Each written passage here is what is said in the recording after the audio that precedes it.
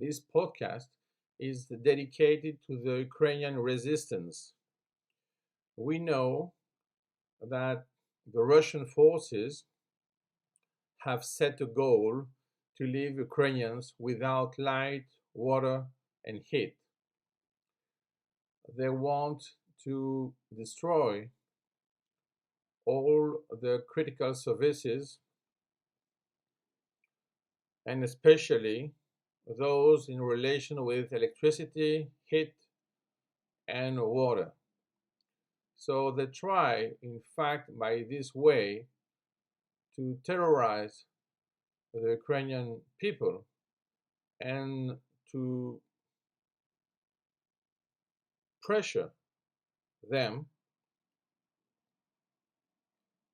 instead of fighting in a clear way in the battlefield.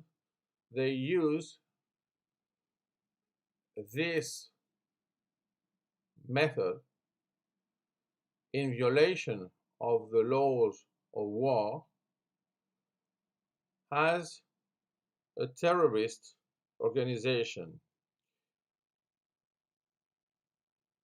With that, we know that for Russian forces, it's impossible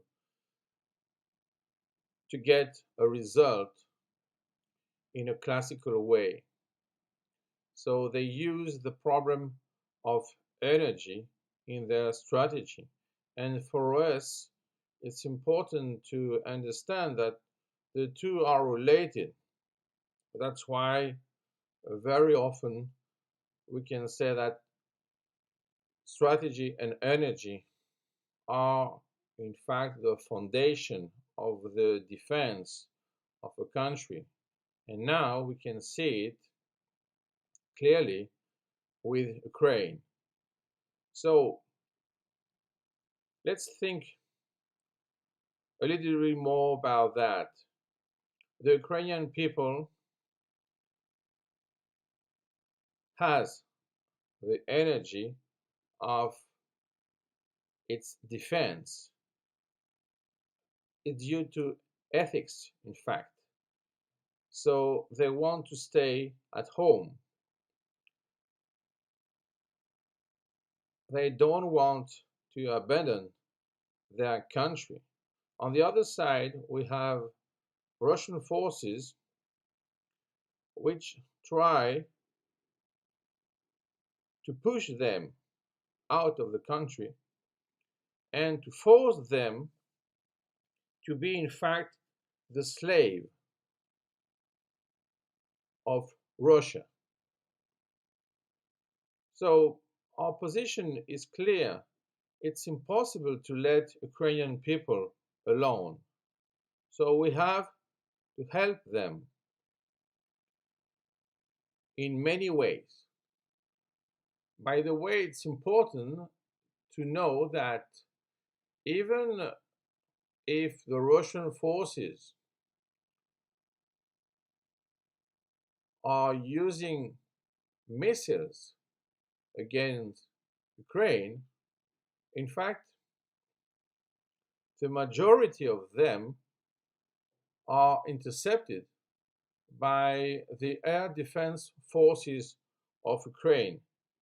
So it's important to help them also at that level because it is in fact a shield against Russian barbarity. That's why we say that as we have those examples of barbarity in mind,